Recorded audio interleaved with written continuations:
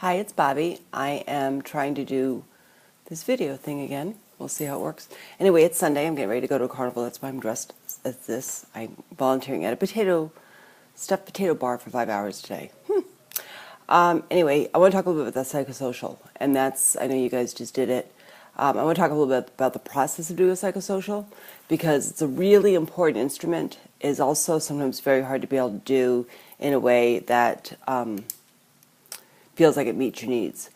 There are a million questions, and any one of those questions could be an entire session. So one of the things you sometimes have to be able to do is learn how to appropriately stop someone from talking a lot. That sounds kind of weird in a counseling setting, but remember you're just gathering data. There's going to be plenty of times to be able to work on those issues later on, but what you primarily want to do is you just want to be able to gather the data. And so sometimes when I start a psychosocial, I tell a client that I have a lot of questions to ask you. There's a lot of areas to cover, and we'll go back and revisit any one of them, but that I need to get through the questions. Then you want to be careful, because if you ask questions in a way that a client can respond with yes or no, you're not going to get the kinds of things that you're looking for. So you want to be able to ask questions in an open enough way that people feel like they can respond, and yet you don't want to make it so open that they feel like this is a counseling session and it takes hours to get through. It shouldn't take you more than an hour to get through a psychosocial. Initially, it could really take you like an hour and a half. But you want to be really careful about not letting it get to be too long. So I usually try to keep mine to about an hour. The other thing that I really like to use is quotes. And so when clients are describing their motivation for treatment or what they would like to see different or anything to do with their goals, I usually try to write down direct quotes. And I do that because I want to be able to use that in their treatment planning. A treatment plan that has got client input, and client input is determined by patient quotes, is one that is really useful, because that way the client's been very involved in the process, and it's shown by the fact that their quotes are on the psychosocial, on the treatment plan. Sorry.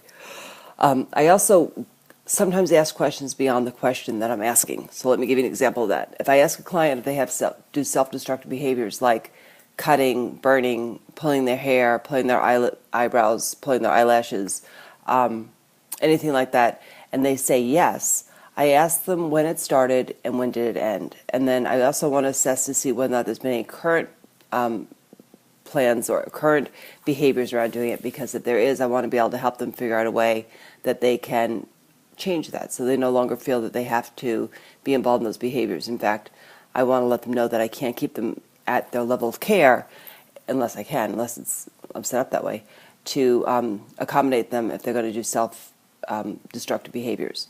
Also, when people ask questions like, have you ever tried to commit suicide, and the answer is yes, to ask questions about, like, when did that happen, how did you do it, how did you get discovered, how did people know that that's what you were trying to do?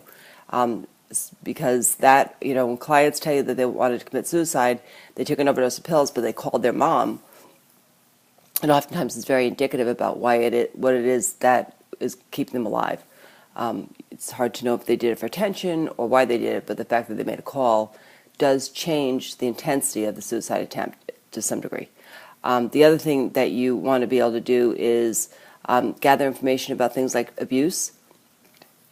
And when you gather that information, to be very careful about finding out that the client's okay when you're done with those questions, so that at the end of the session, you should really check in and ask the client how they're doing, and is there anything that made them uncomfortable that maybe they want to be able to talk about a little bit more.